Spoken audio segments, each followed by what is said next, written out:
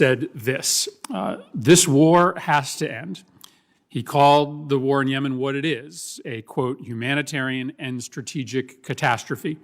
Those words from an American president are long overdue. It's a recognition that the United States has aided and abetted a war for years that has caused untold suffering for millions of Yemenis and has undermined U.S. national security interests.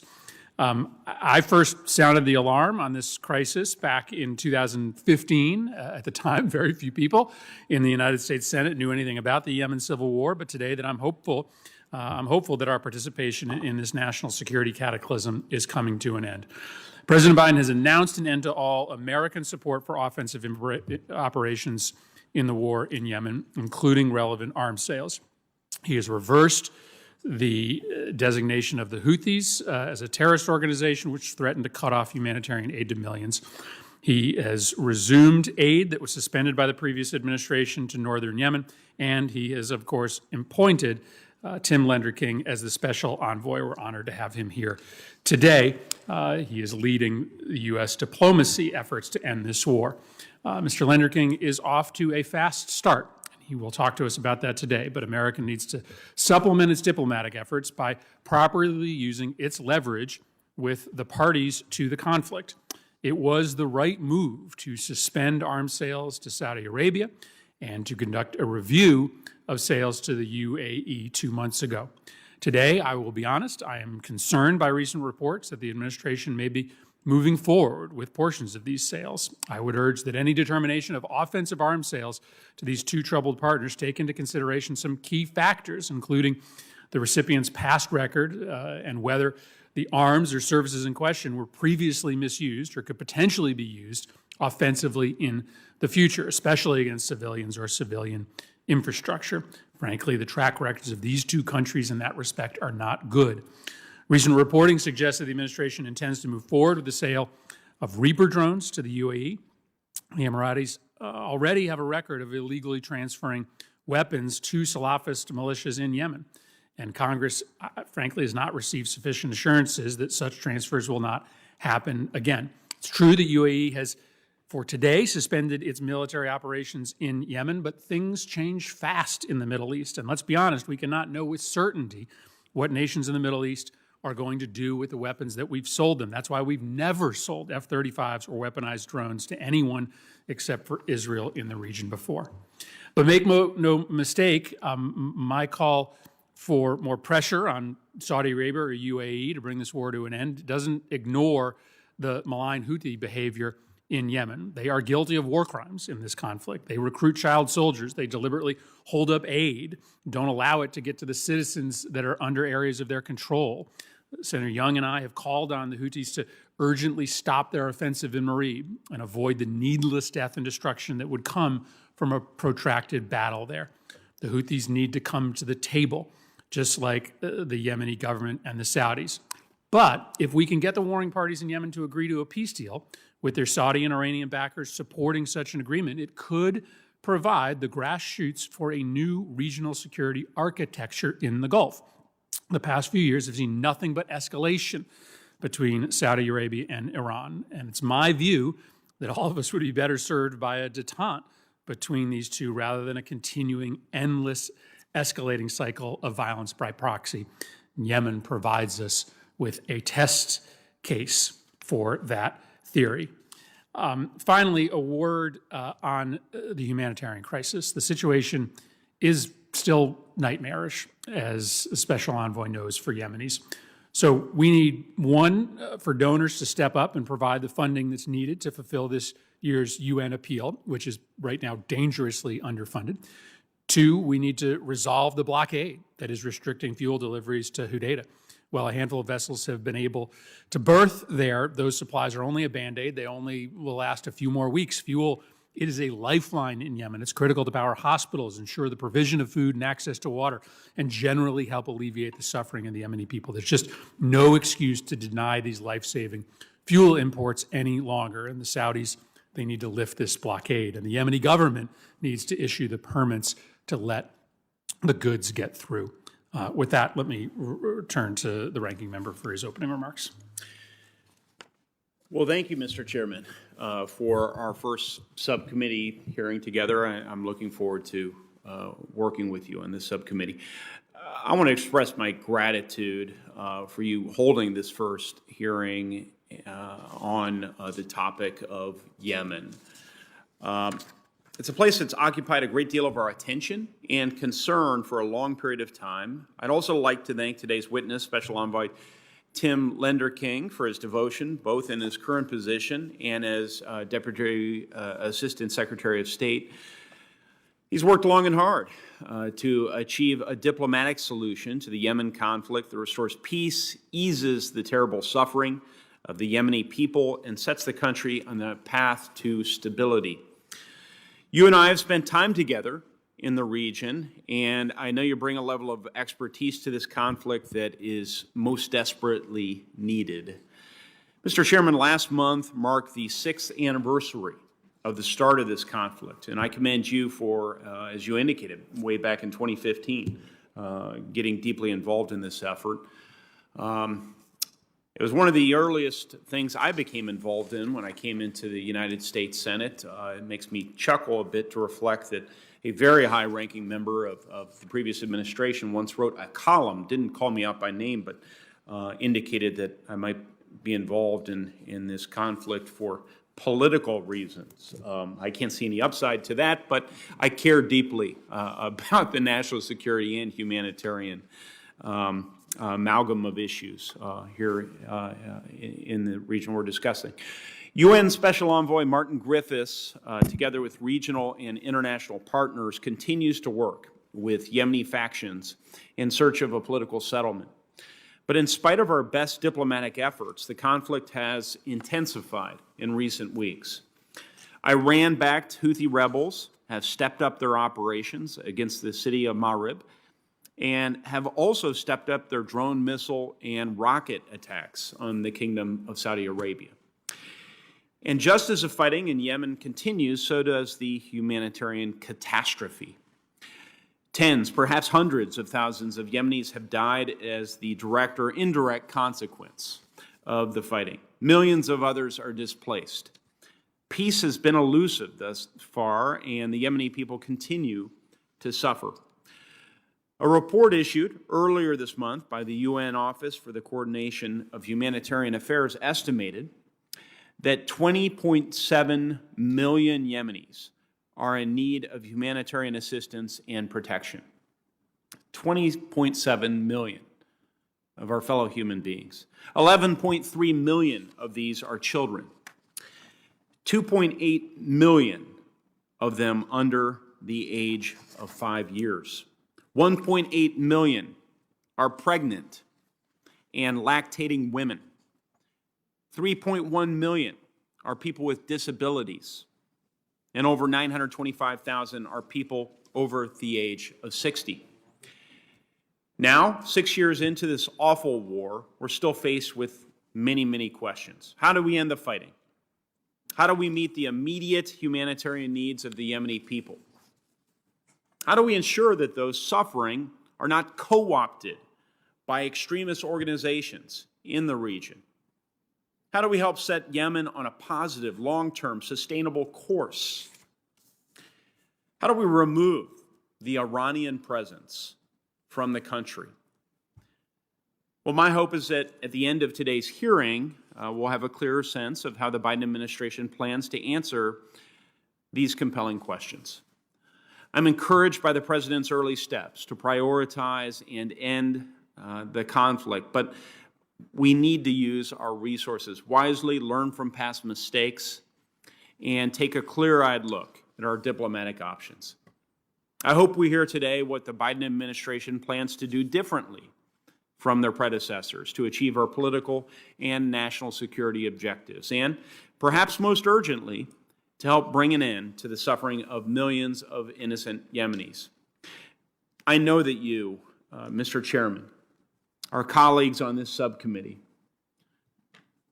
and our witnesses all agree that a prompt and sustainable end to the fighting in Yemen is essential for the security of the region and for the security of American interests. Thank you again, Mr. Chairman, for your partnership on this issue and for scheduling this hearing today. I look forward to a good discussion and to an exchange of ideas on how the U.S. and our partners can help bring peace to Yemen. Thank you, Senator Young, and thank you for your years of commitment on this issue. Let me now introduce the witness, who I hope feels very safe. You are as socially distanced as you could possibly be from the members of this committee. It's my privilege to introduce our special envoy for Yemen, Tim Lenderking. Mr. Lenderking previously served as the Deputy Assistant Secretary of State for Arabian and Peninsula Affairs in the Near East Bureau at the State Department. He is a career member of the Senior Foreign Service with postings all over the Middle East, having previously worked for NGOs in the refugee field. Mr. Lenderking, the floor is yours. We, of course, will have a second panel to give us a slightly different perspective, but we will include your full statement for the record, and we ask you now to summarize your remarks so that we have time for questions.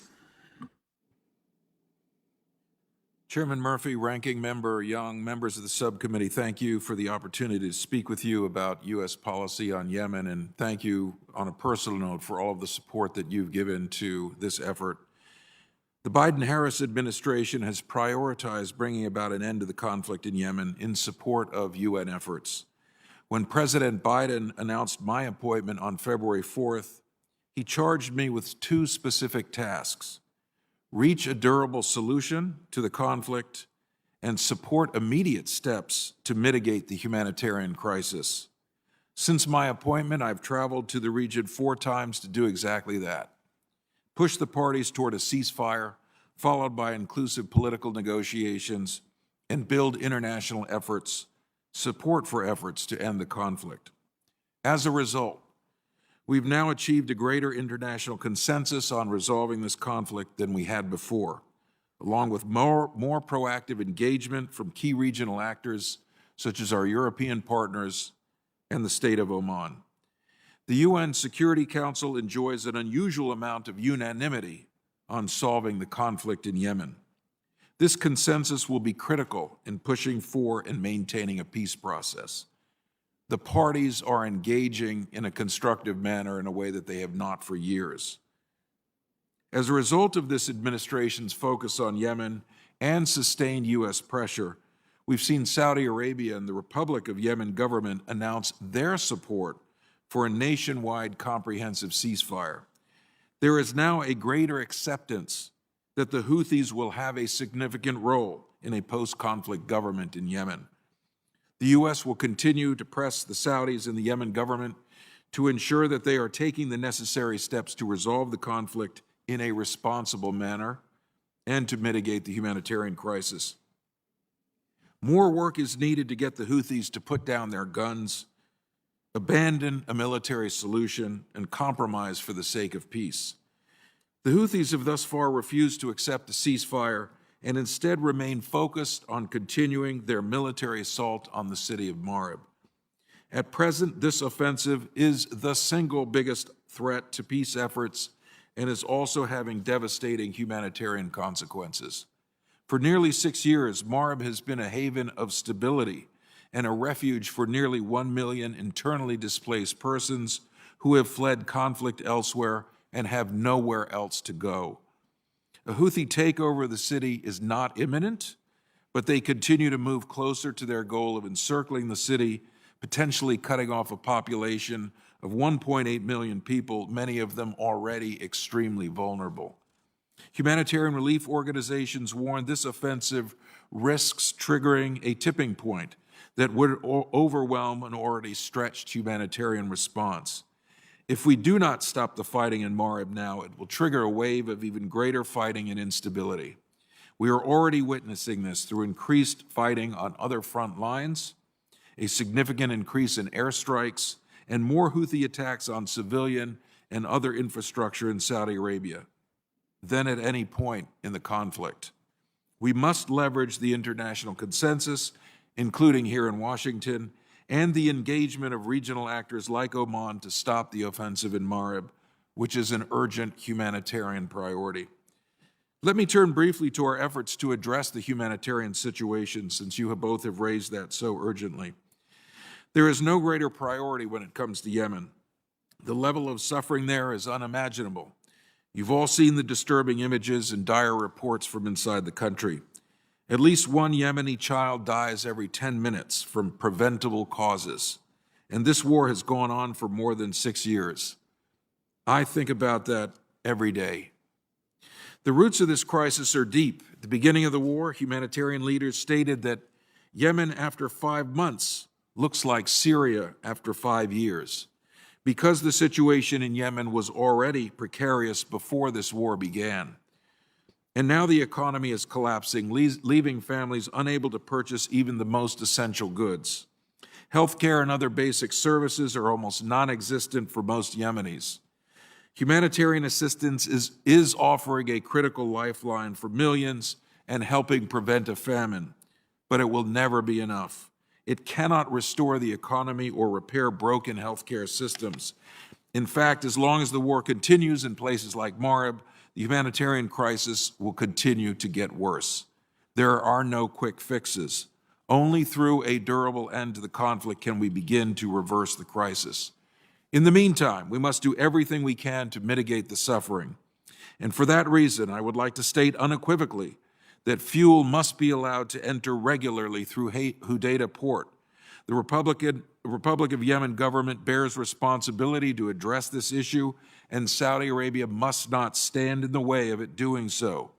Similarly, the Houthis bear responsibility for then ensuring that fuel moves freely throughout the areas under their control and for abiding by their commitments to the 2018 Stockholm Agreement to use port revenues to pay salaries of Yemeni civil servants, salaries that would provide urgently needed purchasing power to households living on the margins. I've raised this issue regularly with senior Yemeni and Saudi officials. Although 4 ships arrived last month and additional ships are moving now as we speak, it is not enough. I'm heartened, however, to see a notable increase in the monthly flow of food into Hodeidah. March 2021 saw 446,000 tons of food enter the port, one of the highest amounts in 5 years, and 45% above the year 2020 average. This too is not enough. But these figures do show that the system can work with cooperation from the parties to the conflict and effective UN oversight. And I'm proud the United States remains one of the largest humanitarian donors to Yemen. The movement of humanitarian and commercial goods has consistently been a casualty of the Yemen conflict, whether it is movement of goods through ports, roads, and across front lines, diversion of commercial goods, or bureaucratic impediments to humanitarian assistance. Houthi obstruction of goods and aid has been particularly abhorrent, but they are not the only ones who have engaged in this behavior. These persistent challenges make the imperative of a comprehensive nationwide ceasefire all the more important. Although we can and must tackle these challenges one by one, after 6 years, it is clear that only by stopping the fighting can we durably address the obstacles to the free flow of humanitarian and economic activity. As you can see, the challenges we face are immense. Only through a united international effort based on a clear, nuanced understanding of the situation can we hope to make progress toward reaching the goals I have outlined and which you have stressed. All of you play an important role in that effort, and that is why I'm here with you today. Thank you for your support, and I look forward to your questions. Thank you very much for your testimony and for your service. I have a long list of questions, and so I will defer, hoping that my colleagues ask some of them, and then I'll ask a few at the end. So let me go first to Senator Young and then to Senator Shaheen. Well, Mr. Lenderking, thank you again for being with us today. I, too, have a long list of questions, and I see we've got 5-minute rounds, which is perfect because that will keep me focused. So I was struck by a line in your testimony where you describe the role of Houthi representation in any post-war Yemeni government. Let me go ahead and quote that line. There is an acceptance that the Houthis will have a significant role in a post-conflict government if they meaningfully participate in a peaceful political process, like any other political group or movement, unquote. If their role in the government is now established, Mr. Lenderking, why are they continuing to launch assaults on places like Marib? My view, Senator, is that the Houthis may not have made a determination on their own to move into a political process. I think that's partly why we see them raising the bar and imposing maximalist demands when meeting what we feel is a fair and reasonable UN plan to move to a ceasefire and move into political talks. There are clearly divisions within the movement. I think there are hardliners and moderates, just to use conventional terminology. And there's no question that hardliners have a very strong influence. I believe that is with the support of the military component of the Houthi movement. And I believe those elements are continuing to drive on the prospects of a military solution, and using Marib as one of the test cases. Thank you. I know you visited with Houthi officials in Muscat. Are the Houthis prepared to halt all of their offensive operations? And if the answer is yes, do you have a sense of what conditions under which that would occur? They have not hitherto shown the inclination or the commitment to do so, and I think that's the moment that we're in now. We're really trying to test and push on those moderate elements, which may be more open to negotiation and ceasefire than the hardliners. And I just think we don't know that yet. We have not seen from Houthi behavior that there is openness to abandoning the offensive in Marib. What interests might the Houthi hardliners, let's stick with your characterization, have in peace? They may not have any interest in peace, in which case our cause will be very difficult. And that's where I think we bring international pressure to bear. The number of levers that we have to influence Houthi behavior as the United States are honestly quite limited. But nevertheless, I think the Houthis appreciate and in some ways have welcomed the U.S. renewed engagement on the Yemen file, because they see us as an actor that can influence Saudi Arabia to help make sure that Saudi Arabia fulfills its responsibilities in a responsible manner.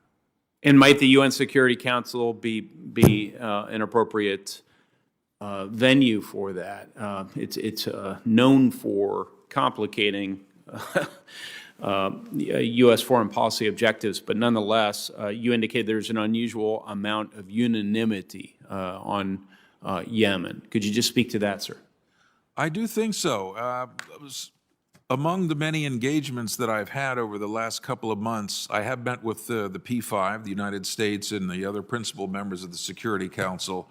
And in these conversations, I find that there's a strong convergence of approaches toward Yemen. And that includes the Chinese and that includes the Russians. And I think that's something that's very important to build upon. That gives us a little bit of leverage, I think. It's encouraging. Are the Houthis an Iranian proxy? There's no doubt that there's a very significant relationship between Iran and the Houthis. The Iranians have aided, embedded, helped arm, train, and teach Houthis, have given them armaments and upgraded their weaponry and their arsenal to enable them to do the kinds of almost daily attacks on Saudi Arabia. So it sounds like over the years they've become a proxy, which would sort of be my assessment of this, my reading of the history. Would you agree with that? I would say that the Houthis argue that they are not. I just want to put that data point out there, and I think that's an important thread for us to pull on in our efforts going forward. Okay. Thank you. Senator Sheen. Thank you, Mr. Chairman and Ranking Member Young, and thank you to Mr. Lenderking for being here. I, too, like the Chair and Ranking Member, appreciate the focus that President Biden has put on Yemen and your appointment. I want to just follow up a little bit on Senator Young's questions about the Houthis, because do we assume that if Saudi Arabia were willing to come to the table and negotiate, that the Houthis agreed to stop shelling into Saudi, that we could reach an agreement around Yemen that might end the fighting? Or is there any will at all on the part of either parties to actually end the fighting? I think there is some will that we've seen so far, and by that, if one looks at the recent history, there have been very constructive engagements in Kuwait in 2016 and Stockholm in 2018. They faltered. They broke down very shortly after agreements were signed or made or hands were shaken, and we don't want to fall into those same patterns. We're looking at lessons learned from those two experiences. And I say that there has been constructive engagement between the parties in the last couple of months in a way that I don't think we've seen in a number of years. That does give me some hope that there will be a commitment for the parties to reach a final deal. Well, I certainly share Chairman Murphy's concern about any resumption of arms sales to Saudi Arabia, as long as well, generally, but particularly around what's happening in Yemen. And if there are ways that we can share with the Saudis our concern and encourage them to move forward, members of Congress, I hope you will let us know that, because I think that's an issue. I really wanted to talk a little bit about the role of women in Yemen as we're looking at negotiations. As I'm sure you're aware, we have a law in the United States called Women, Peace, and Security that was signed into law in 2017 that requires that our foreign policy prioritize women's representation and gender considerations in all peace and conflict settings. And my understanding is that this has been a real issue in Yemen, that as we have talked to representatives to women representatives from Yemen, they feel totally cut out by the United Nations of peace negotiations. And I appreciate that that's really the next panel, but since I'm not going to be able to get back here to ask this question, I will ask you, are there ways that we can encourage the UN to make a priority of including Yemeni women as they're looking at their activities in the country? And what are you doing as our lead negotiator and envoy to address inclusion of women? Well, thank you very much, Senator. Very important question, and I very much agree that that women have the role of women has been downplayed hitherto, and it's important that we not continue that pattern. On my end, we have a regular dialogue with Yemeni female leaders, both inside and outside Yemen. I've made it a point to keep in touch. Most of this, unfortunately, is virtual, given the state of COVID around the world and the difficulties of getting into Yemen itself. But I take a lot of pride in the fact that we have a regular dialogue with Yemeni women leaders. And I think it gives us the ability to better understand the internal circumstances in Yemen and to leverage that to ensure that going forward, Yemeni women will be represented vigorously in any sort of peace talks. And so how can we influence the UN to encourage them to take a similar approach? That's part of the conversation that we have with the UN team, and Secretary Blinken has also spoken to the Yemeni Prime Minister about this issue as we begin to think, I hope that day will come soon, when we can begin to think about delegations who would begin to undertake peace talks, that they be inclusive. So we're taking a sort of a multifaceted and well-rounded effort here to try and make sure that this actually happens. I appreciate that, and I'm out of time, but just to be clear, as I know you are probably aware, as are many others, that this is not just about including women because it looks good. It's because the data shows that when women are involved in conflict resolution, it means that the resulting agreement is 35% more likely to last for 15 years or more. So there are good data-driven reasons why we need to have women at the table as we're looking at negotiations. And it seems to me that this should be obvious, not just to the United States, but to the UN and to others who are going to be interested in a resolution of this conflict. So thank you very much for your good work. No, thank you. And just to add on to that, I attended a roundtable yesterday in which that point was made, and the importance of not waiting until we get to peace talks, to see that women's views are brought into the process, and so I can assure you that that will be a priority for me going forward. Thank you. Thank you, Senator Shaheen. We have a vote pending on the floor. We're going to keep the hearing going, and Senator Young and I will trade off. Senator Haggerty was next, but I think he went to vote. So we have a few other members who are joining us virtually. Senator Markey would be next. You may not be there yet, so maybe try Van Hollen. If Senator Markey, so we may have people going to and from votes. If Senator Markey is not there, how about Senator Van Hollen? Yes, thank you, Mr. Chairman. And thank you, Mr. Lenderking, for your leadership and your testimony. I saw reports of some dialogue between Saudi officials and Iranian officials regarding different regional disputes, conflicts, and Yemen being at the top of that list. Can you give us any readout about what may have been discussed at that meeting and whether any progress was made? Senator, thank you. I'm eager to learn more about that meeting myself, which reportedly took place during the month earlier this month. We certainly regard that contact between the Saudis and the Iranians, whether it's on Yemen or other regional issues, is valuable and important. The more that these two countries can lower the temperature in the region, the better off any of the regional conflicts in which these two players are set up as opponents will be. So I'm heartened to see the reports that such a meeting took place, and I look forward to receiving further details about it.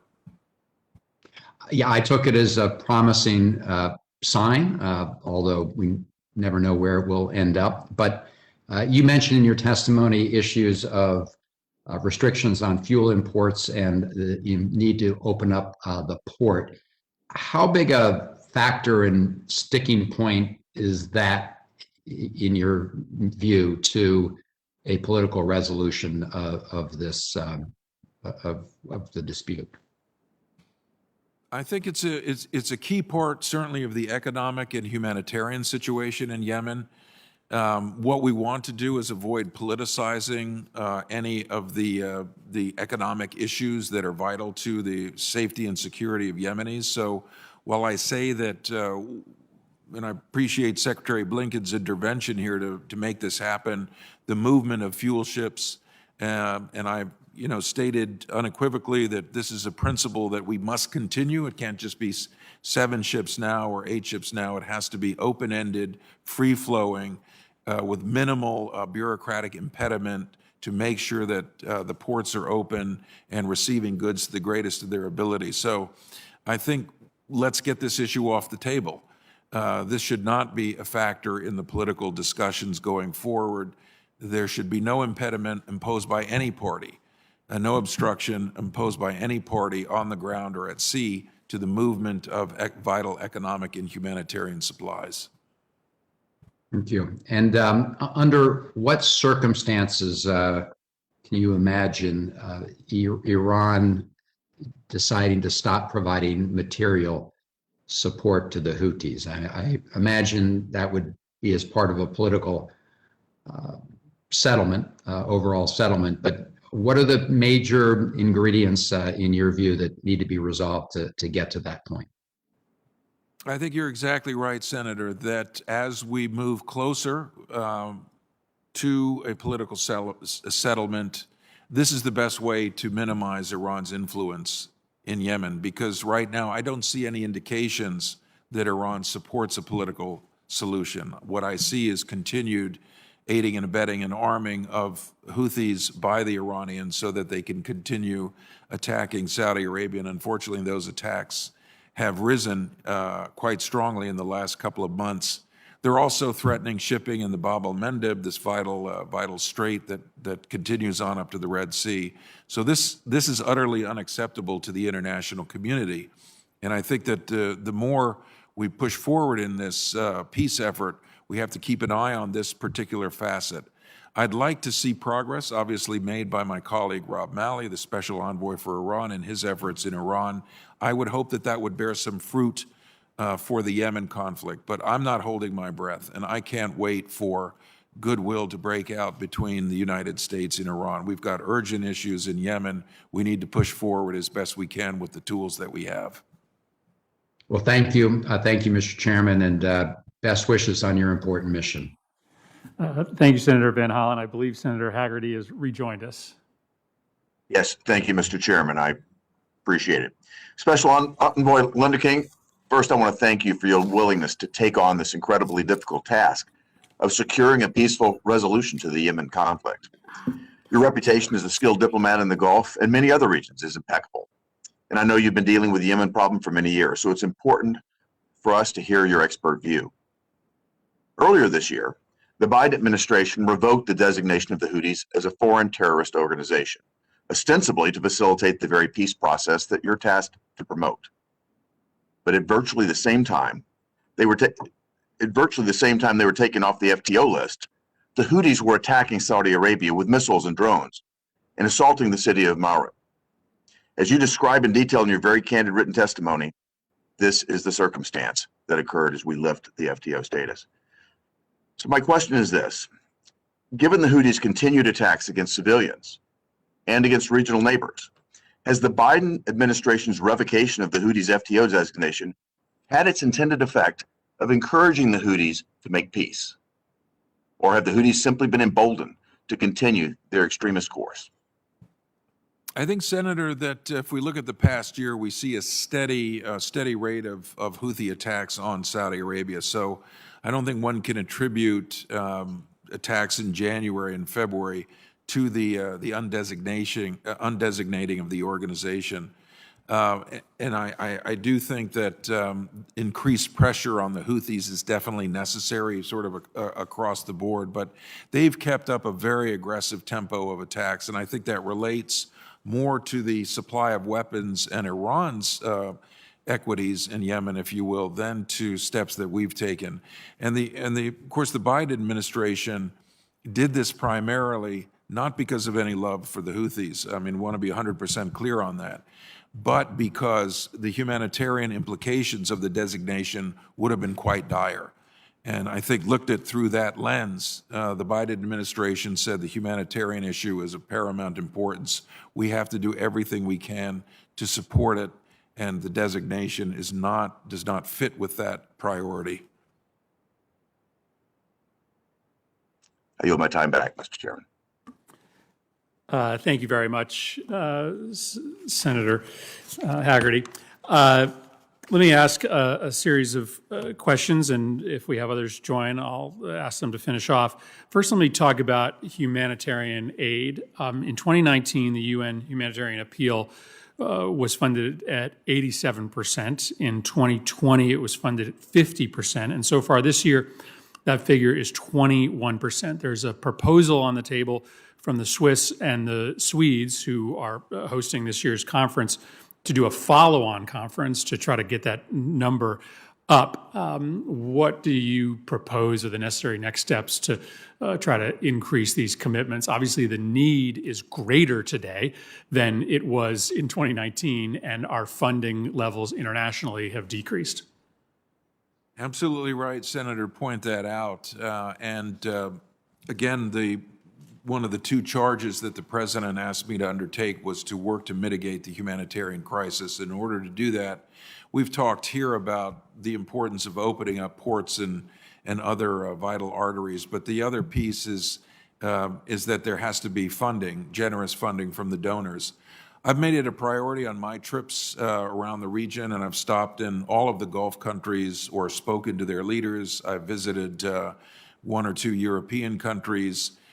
Central to all of those conversations I have is the importance of maintaining generous funding. I was very glad that Secretary Blinken appeared at the March 1st Donors Conference to lend American support and highlight the importance of the humanitarian situation.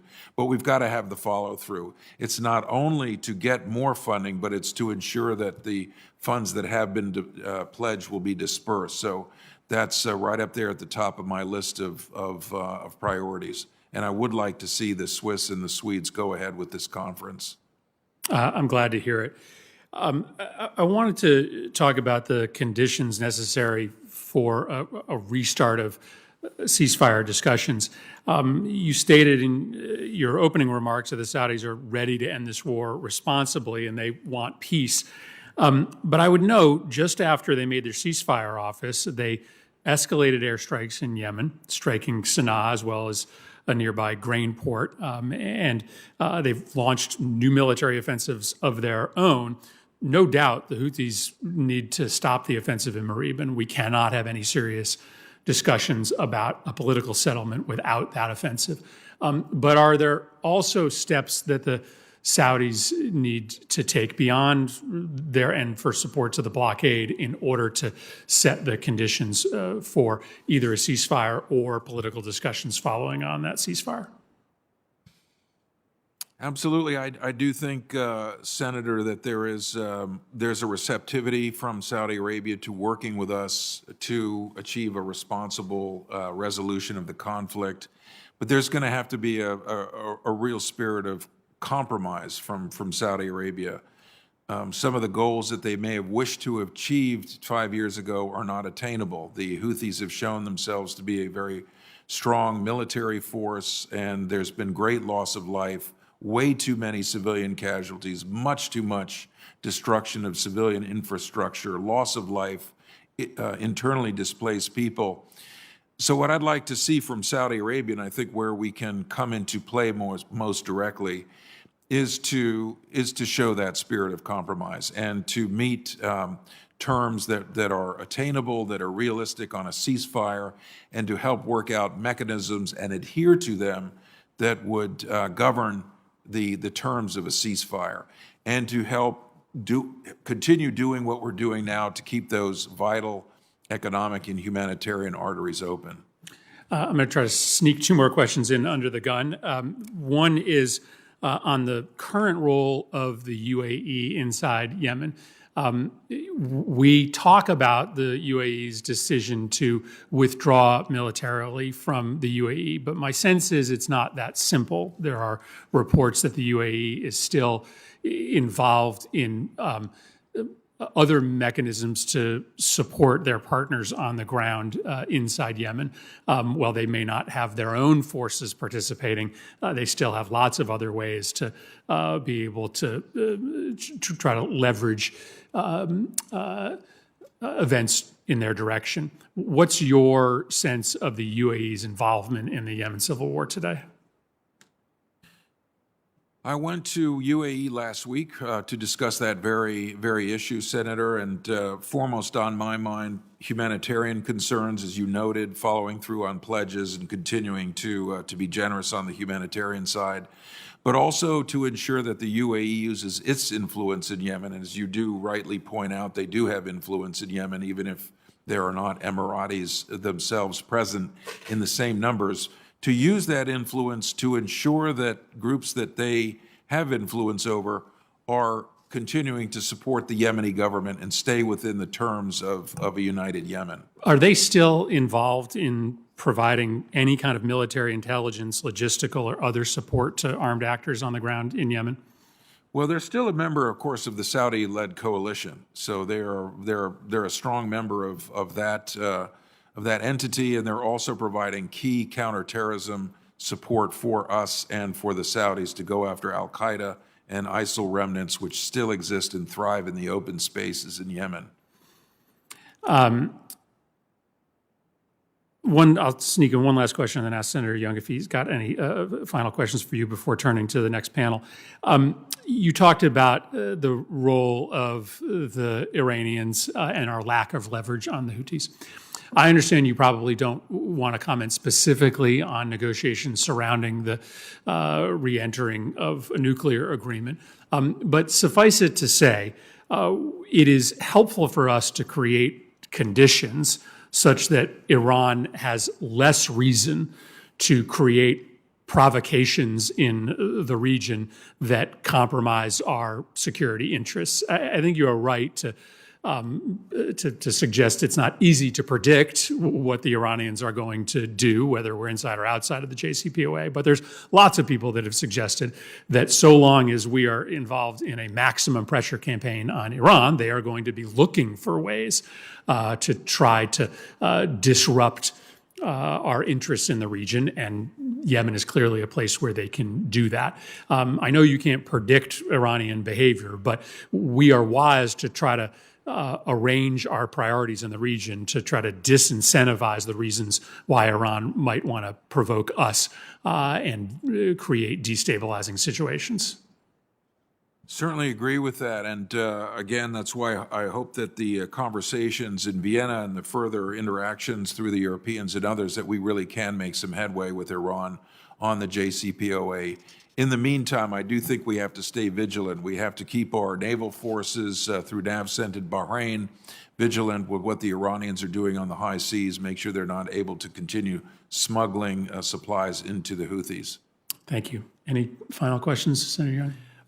Just a final sort of comment, and I'd like to enter something into the record. There have been press reports recently that the Houthis are indoctrinating children in Yemen with violent anti-Semitic and extremist material. According to this reporting, the curriculum is part of a broader Houthi strategy to instill their ideology across society. I think we've been hearing for years about such indoctrination occurring in madrasas, oftentimes Sunni curriculum funded by some complicated partners, and oftentimes. But with that said, this would be Houthis who are their creed is a form of Shia Islam. So anyway, Mr. Chairman, without objection, I'd like to request that this article be added to the record. Without objection. Thank you very much for your testimony. Thank you. Thank you. And with that, we'll bring our second panel up. I'm going to introduce you and then cut out to vote. And as they are being brought up, I'm going to read their introduction so I don't miss the vote. Our second panel is first going to be Lise Grande, who's the president and CEO of the U.S. Institute for Peace. She has 25 years of overseas experience leading, managing, and coordinating complex operations for the United Nations. Most of us know her through her prior role before joining USIP. She served as the head of UN Humanitarian and Development Operations in Yemen. She has been of great counsel to many of us as we have formed our views on the Yemen conflict. And we also are very pleased to be joined today by Amanda Cantanzano. She is the Senior Director of International Programs, Policy, and Advocacy at the International Rescue Committee. She comes to the IRC from a career in the United States government, most recently as Director for Strategic Planning at the National Security Council. These are two witnesses who can give us an important perspective on the current state of the crisis in Yemen. So Lisa, I'll turn it over first to you.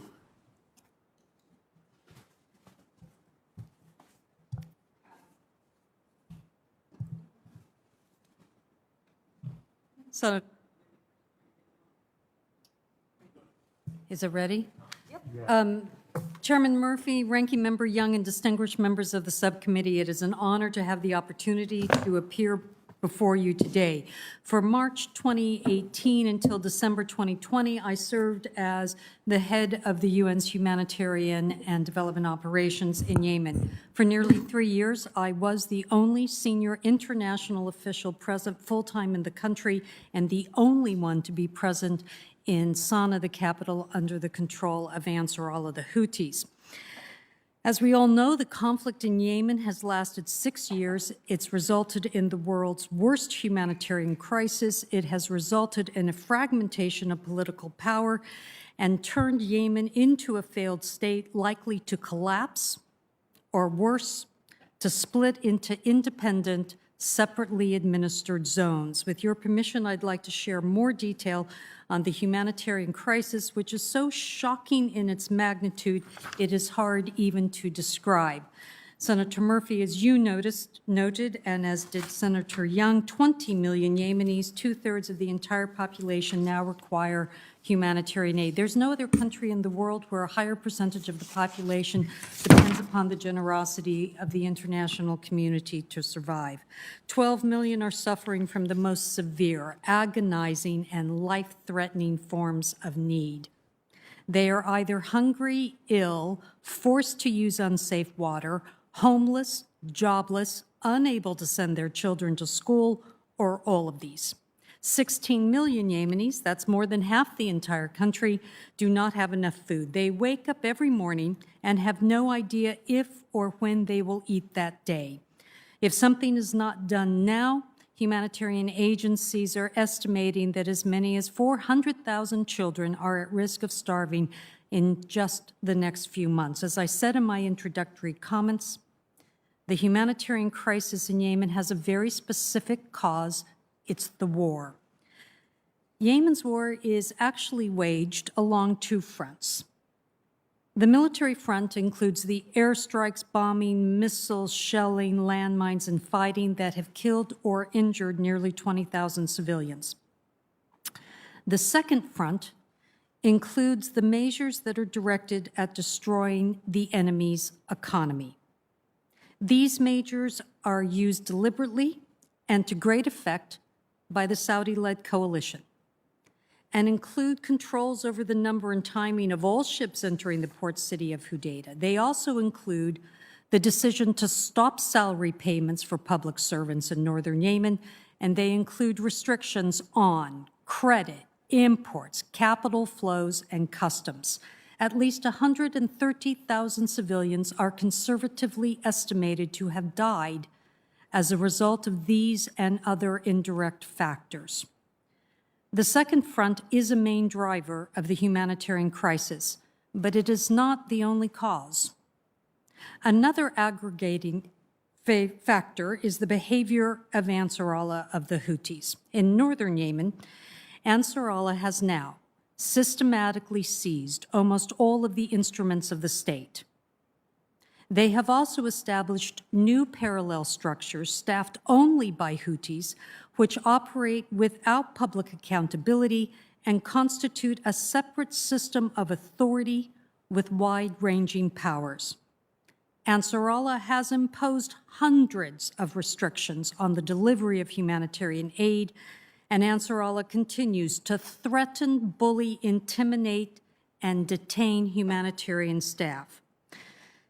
The steps that are being taken by President Biden in Yemen are welcome. All of us who have worked in the country know that only the U.S., with our partners, with our allies, has the leverage to end the war. There are many reasons why the U.S. should use this leverage. First, and this is absolutely undeniable, the war has given American adversaries opportunities to undermine our interests. Second, two of the world's most malign extremist forces, Al-Qaeda and ISIL, are present in Yemen and likely to spread further if the war continues. Third, as the most generous donor in the world and committed to values-based diplomacy, none of us would want to see the U.S. turn its back on Yemen in its time of greatest need. Of the many things that need to be done right now, none is more urgent than relieving humanitarian suffering. 4 steps will make all the difference. First, as several of us have said, we need to give generously to humanitarian agencies so they can do their work. Second, economic restrictions, part of that second front, need to be immediately lifted, allowing basic goods to enter and circulate freely in the country. Third, the central bank in Aden needs to be capitalized, and public servants in the north need to be paid. None of these steps are impossible. In 2018, as the country was facing famine, all of these steps were taken, and as a result, famine was avoided. The fourth step is harder. Ansar Allah's police state is now so predatory and coercive, the U.S. and our allies have no choice but to condition our engagement with the movement in ways which incentivize, pressure the Houthis to change their behavior. A final point. Yemen's political future can only be decided by Yemenis. The U.S. can help to create the conditions for a national reckoning and dialogue, but the work of deciding what kind of country Yemen will be is theirs, not ours. All political and civil society components, including the women's groups mentioned by Senator Shaheen, need to be part of this discussion. If that doesn't happen, Yemen's future will be allowed to rest only in the hands of the elites who have destroyed the country and created so much misery. Surely we can avoid this. Before the national reckoning, however, can even start, the parties and forces fighting this war must lay down their weapons. So far, the belligerents have not yet made this commitment. Instead, they continue to maneuver, stall, dodge, and fight. There are now 47 separate front lines in Yemen. A year ago, there were 33. This may be evidence of the parties trying to gain final advantage before sitting down to talk, or it may signal that the forces fighting Yemen's war are not yet persuaded they should stop.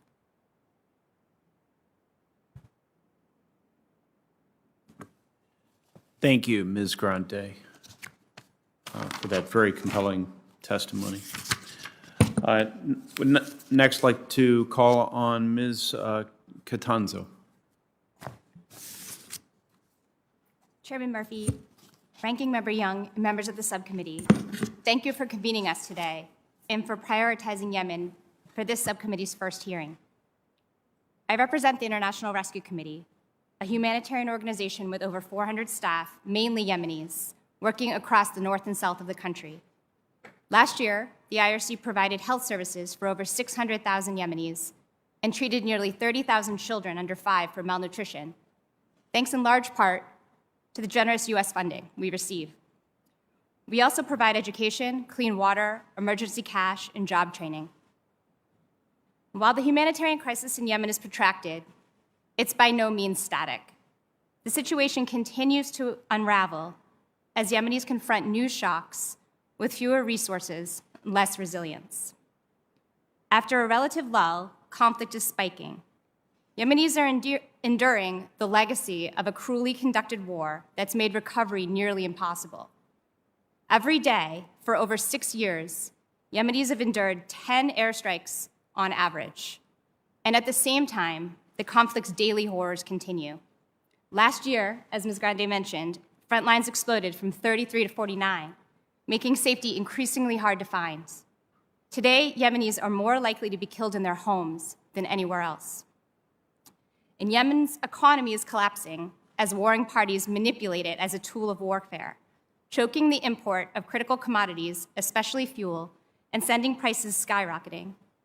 3 in 5 Yemenis surveyed by the IRC could not afford basic items like food, and many families are resorting to child labor and child marriage to ease their household expenses. The humanitarian response is constrained. Bureaucratic challenges, not insecurity due to conflict, account for over 90% of access incidents. And despite some improvements, issues like delays in program approvals still slow the delivery of life-saving aid. But the biggest constraint to our work is underfunding, which has forced humanitarians to scale back even as the needs spiral. The result? The world's worst humanitarian crisis is on track for its worst year yet. Famine alarms are ringing again, as over half of Yemen's population is going hungry, and a record 50% of all children under 5 are acutely malnourished, and 400,000 at risk of dying without treatment. To call this unraveling a tragedy would miss the point. Yemen's cycle of crisis is not an accident. It's the predictable outcome of a war that has put civilians in the crosshairs. A hunger crisis is inevitable when 1,000 markets, farms, and food storage facilities are bombed and import restrictions price families out of basic goods. Malnutrition and disease outbreaks are what happens when health facilities are attacked or denied critical supplies. and child labor and child marriage are among the only options left when the international community cuts funding in half and 5 million fewer Yemenis receive aid each month. We're grateful for the sustained congressional pressure that's helped drive U.S. policy away from a failed war strategy, and we applaud the Biden administration's initial steps to pivot toward diplomacy. The severity of the humanitarian situation requires the U.S. build on this momentum quickly. And we urge the U.S. to do both the urgent work to save lives and the important work to end the conflict driving the need without making one contingent on the other. Humanitarian steps are not political bargaining chips. Sequencing or conditioning them shows callous disregard for Yemeni lives. To this end, the U.S. should take the following 5 steps. First, rally more funding to avert the worst outcomes like famine. Humanitarians are operating with only a quarter of the funds required. The U.S. should support a follow-on donor conference this year to fill the dangerously low coffers. Second, push back against constraints on humanitarian operations across Yemen. NGOs like the IRC need high-level engagement between the UN and donors with all authorities to remove persistent bureaucratic barriers that keep aid from Yemenis who so desperately need it. Third, ensure the unimpeded flow of commercial and humanitarian imports. Given the devastating humanitarian toll of the current fuel shortages, the U.S. should prioritize pushing the government of Yemen to allow fuel ships to berth at Hodeidah port. The U.S. should also push for all air and sea ports to be reopened to humanitarian and commercial traffic. Fourth, secure an immediate nationwide ceasefire. A halt to the fighting would protect civilians and the infrastructure they depend on, and it would facilitate delivery of much-needed aid and help create space for a meaningful political process. Fifth, drive forward a new diplomatic framework. A sustained political settlement is the only way out of Yemen's nightmare. Building on last week's Security Council press statement, the U.S. should support a new Council resolution that's more inclusive and addresses the thorniest issues, including the economic disputes increasingly at the heart of the conflict and the humanitarian crisis. I offer my sincere thanks to the subcommittee for this opportunity to share the challenges facing IRC's Yemeni staff and clients, and look forward to your questions. Thank you to both, and I apologize for having to be at the vote for the majority of your testimony. And for that reason, I'll turn it back over to Senator Young to ask the opening round of questions. Thank you, Chairman. Ms. Grom, Ms. Catanzo, I'm sorry, I keep mispronouncing your name. Thanks again, both for your years of service and for your presence here today. Ms. Catanzo, your testimony described Yemen's cycle of crisis. I, too, am deeply worried about Yemen reaching a point where we lose multiple generations of Yemenis to this conflict, whether from being permanently displaced, lack of good education, or worse yet, losing their life as a result of the ongoing violence. This is why, despite the Houthis' despicable behavior, I oppose the previous administration's decision to use an overly broad label and list them as a foreign terrorist organization.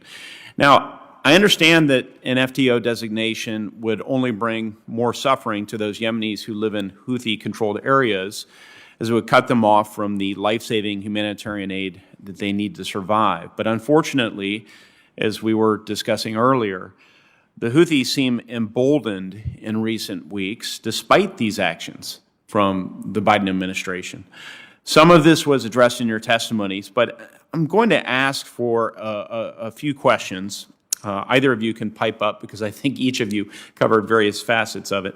But just to ensure that those who are listening in properly understand the magnitude of this humanitarian crisis, I think it's very important.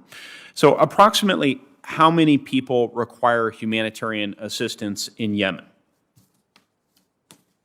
Over 20 million people require humanitarian assistance, about 2/3 of the population.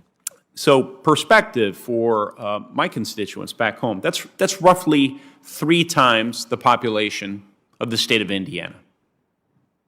The math's a little off. We have 6.75 million people, give or take, but that's roughly 3 times our state's population. What percent of the population requires humanitarian assistance in Yemen? It's about 2/3 of the population. Okay, okay. I think you just said that.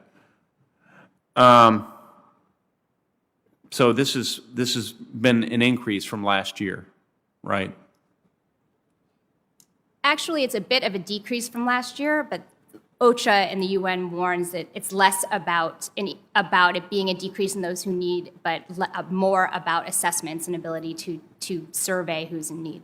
So they would warn us not to read too much. So this is a that data issue. data Okay. issue rather It starts to than become, facts on the ground. it's important, but it starts to become boring, so we'll move on. How many are severely food insecure? About half the population is food insecure, 16 million. Okay, how many children are severely malnourished? Do we have any sense of that? 2.3 million right now, and 1.3 million women who are either pregnant or lactating are severely malnourished. Okay, thank you. It's not, this is not a game of Jeopardy. This is not a trivia show. This is real life. And obviously, I'm trying to create a picture here for those who are listening and to understand the gravity of this situation and what is causing incredible hardship and destabilization and ultimately radicalization and a greater terrorist threat. So we have the convergence of a number of different crises on account of these different dynamics. One of the things I'm going to ask you, Ms. Grand, you listed off 4 different steps that we should take, and Ms. Catanzo listed off a number of other steps to redress some of this and help mitigate this crisis.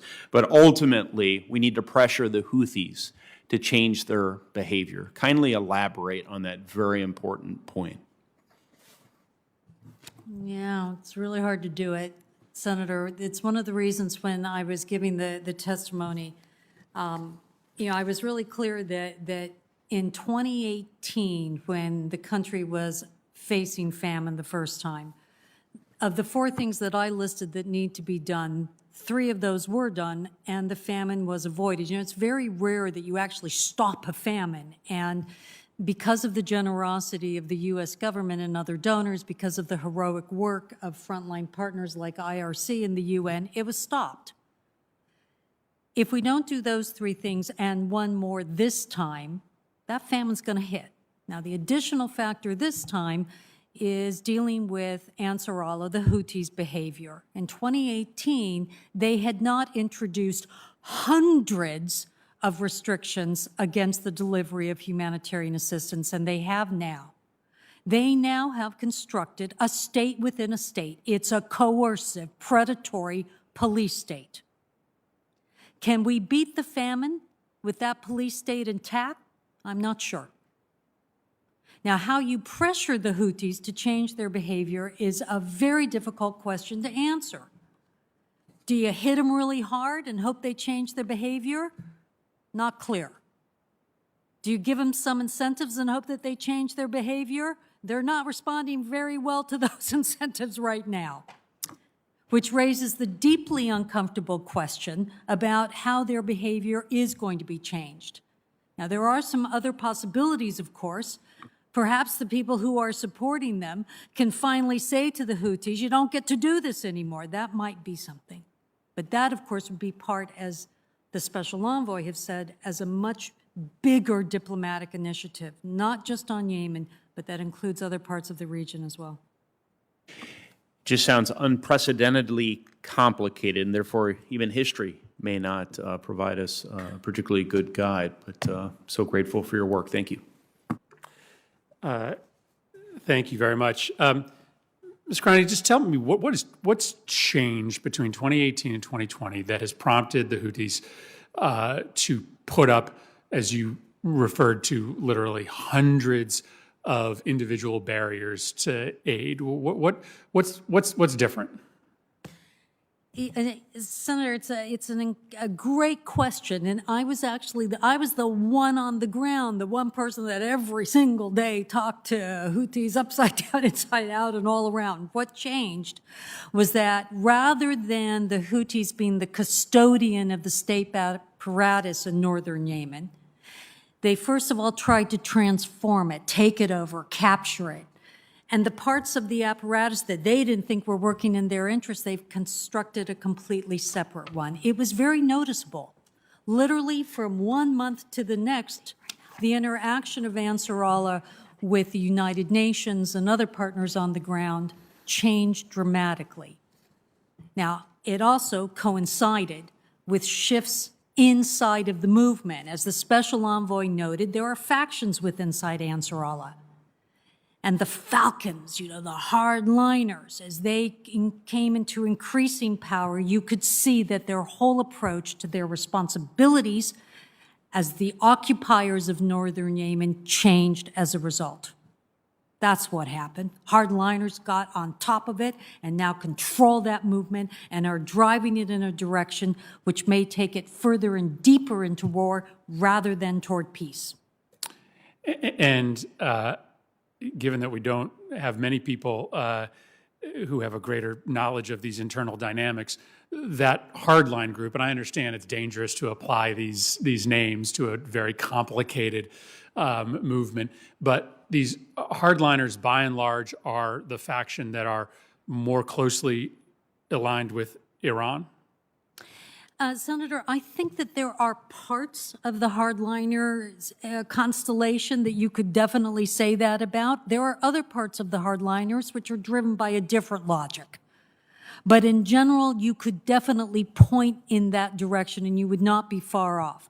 There are parts of Ansarallah which don't like being under the thumb of Iran. They don't like it. They're very upfront about that. They're very open about it.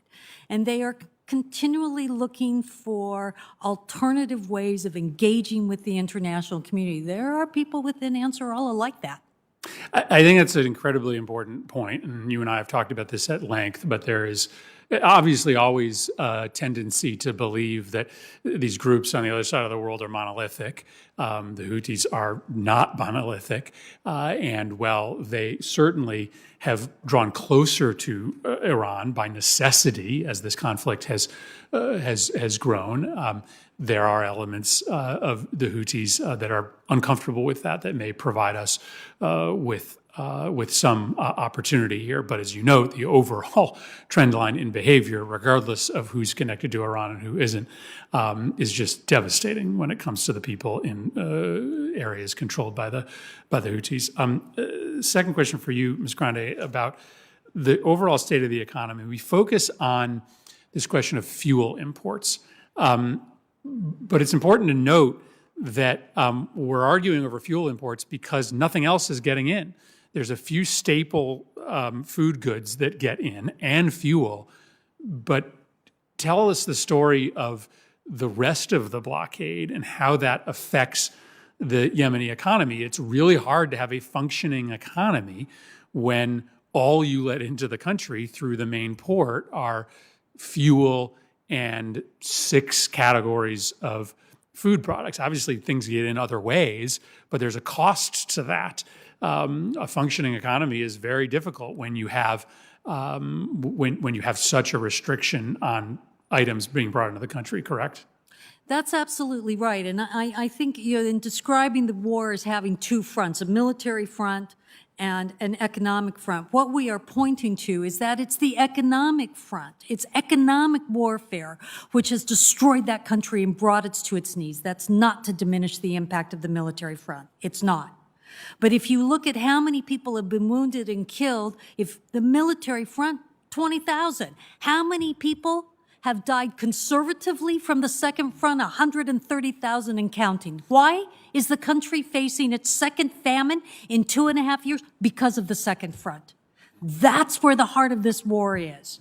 And the core of that are the restrictions on every conceivable form of economic activity, credit, customs, capital flows, the central bank, the number of ships that get in, when they get in. That whole architecture is what is driving this humanitarian crisis. You want to end the crisis? Stop economic warfare. Yeah. Stop it. Yeah. And overnight, I guarantee the situation will improve. The UN did some back-of-the-envelope calculations of how many people we wouldn't have to feed if that second front were shut down. The World Food Program and frontline partners would be able to immediately, within just a few months, significantly reduce by tens of percentage points how many people we have to feed. It's that obvious. You know, this is an income famine. People cannot afford to pay for the food that's in the country at the price point it's there at. Now, how do you solve that? You get more income into the hands of the people who need to buy things, and you lower the overall cost of food and basic commodities, and you do that by letting these goods circulate freely. Now, the second front denies that, and that's why it's got to stop. Thank you, Ms. Grande. Ms. Canzano, you may have covered some of this in your testimony, but I wanted to come back to this question of the humanitarian appeal for this year. I take everything that has been said about the inability to service people while the conflict exists. Understand that there's no way to do this effectively, no matter how much money we have, so long as there's this level of active conflict on the ground. But that number of what percentage of the appeal has been funded this year is really scary.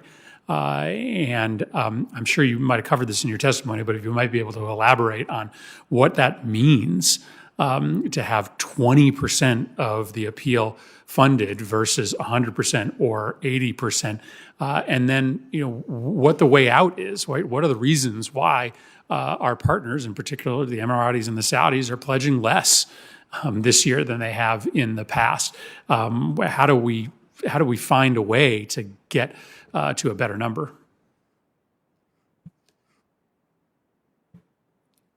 Thank you, Chairman Murphy. I think it's a really important point for us to focus on for a number of reasons.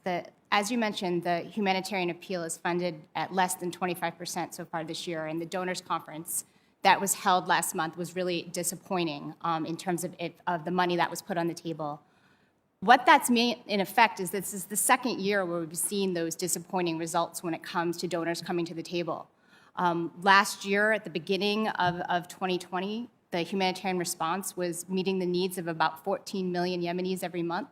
That has steadily had to decline to about 9 million Yemenis per month as a result of that underfunding. So while the fighting keeps us from accessing those in need and all of the bureaucratic constraints in the north, but quite frankly also in the south, that Ms. Grande has alluded to, keep us from reaching people in need, the single biggest barrier to humanitarians doing their work is this lack of funding. And it has been evident in the numbers that we've seen. If we see how malnutrition numbers are now at a record, half of Yemeni children under the age of 5 are acutely malnourished. 400,000 of them, are at risk of dying without additional treatment. That is a direct result of these numbers going down the way that they have. The needs are going up, but donors are coming to the table with a lot less generosity. Part of what we are hearing from some donors is that they're frustrated with the lack of political progress in Yemen. We're all frustrated with the lack of political progress in Yemen. It is the conflict that's driving this need on both dimensions, as Ms. Grande said, the military and the economic front. But what we know is that Yemenis are bearing that cost, and they are not responsible for the lack of political progress. So I think we really need the U.S. to put pressure on these donors to not make their contributions contingent on political progress. Humanitarian aid should not have strings attached. I think that we heard Mr. Lenderking's commitment today to endorse a follow-on donors conference, which was an offer put on the table by this year's hosts right at the moment of the previous donors conference, because it was such a disappointment. They said right on that day, we need to do this again, and I think that's important. And I think the U.S. now has a bit more moral authority to rally those donors to the table, having lifted the suspension in northern Yemen that had been on place last year. Every dollar matters when the catastrophe is this big, and so the willingness of the U.S. to move forward and bring that money to bear in the north will help them galvanize other donors and encourage them not just to pledge, but to turn those promises into real dollars quickly, because promises of money don't save lives. That money needs to be moved quickly to frontline agencies with the ability to scale up. And as Ms. Grande mentioned earlier, we saw in 2018 and 2019, when the humanitarian appeal was fully funded and humanitarians were able to scale up, we averted the worst outcomes.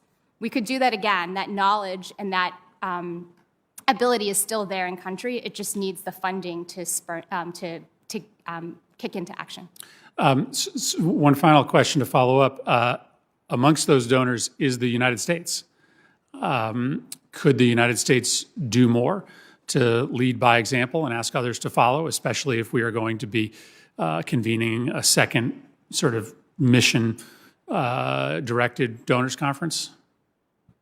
I think the U.S. could do more. I think the U.S. also has an important convening role to play. It's not just about the size of the check that the U.S. writes, but its ability to bring others to the table. The U.K. has been particularly disappointing this year with their pledges. I think pressure needs to be brought to bear on the U.K. If they want to be the pen holder at the Security Council, they also need to be willing to bring their contributions to the table for the humanitarian response. So it's both about more U.S. funding, but it's also about U.S. using its leverage to bring those donors to the table. And like you mentioned, the Saudis and the Emiratis, while they did bring funding to the table this year, and the UAE had not last year, it's at far lower rates than we've seen in the past. So that's another set of donors that I think the U.S. really needs to be banging on. Yeah, just to put it on the record, the Saudis each gave around $500 million in 2019. That's a substantial amount of money, no doubt, but these are the actors that have been primarily responsible for continuing to fuel this conflict. The Saudis have pledged $430 million, significantly less, and the Emiratis have only pledged $230 million this year. So that is in part what explains our shortfall. Senator Young? Just an observation and a reflection as we prepare to close here. We Americans, I think, have a cultural penchant, most especially, towards trying to solve problems. And in a sort of geopolitical context, oftentimes it's been said that you need to manage problems, really hard problems. And sometimes you need to manage them until they can be solved. And so I think this hearing has been particularly informative to me about itemizing and articulating some ways that we can be constructive managers, partnering with this administration, partnering with other countries, pressuring other countries and individuals and stakeholders where necessary in order to mitigate some of the carnage and violence and threats of violence that we see. Working to ensure that sufficient aid is provided by our Gulf partners, pressuring some of our European partners, some of our closest friends, and they know who they are, who have not stepped up and put forward the pledge funding or the expected funding, ensuring the United States continues to lead the way when it comes to these sorts of initiatives, working through the UN Security Council and the UN General Assembly where possible to advance some of the items that you vocalized. Opening up channels for NGOs to continue providing assistance, such vital assistance. Be wise and discerning when it comes to our foreign military sales decisions on this committee of jurisdiction, rather than as a matter of course, sort of agreeing with whatever administration might be in charge or not dedicating sufficient time and scrutiny to those sales. And looking for opportunity, looking for lines of opportunity to apply that pressure on the Houthis. We will identify moments. We will identify pressure points. They may not be clear to us right now, but they will emerge, and we have to be looking for them. Again, working by, with, and through partners and allies. So I just thank you all for your dedicated, tireless, and passionate service. And with that, Mr. Chairman, I commend you for chairing this most informative subcommittee hearing. Thank you. I'm going to ask one final question to ask Ms. Grande to close us out, and that's to just point us forward. Let's leave on an optimistic note that we can create the conditions through U.S. diplomacy and Mr. Lenderking's efforts to arrange for a ceasefire, and that we are in a discussion about what a political framework looks like for the future of Yemen. This is not impossible. There are all sorts of signs that this is something that can be achieved. And so just give us a sense of what that framework can look like if a nationwide ceasefire is achieved. Who would be part of these negotiations? Is there a sort of practical outline that we can identify about what Yemen may look like 5 years from now if we're able to get beyond this emergency?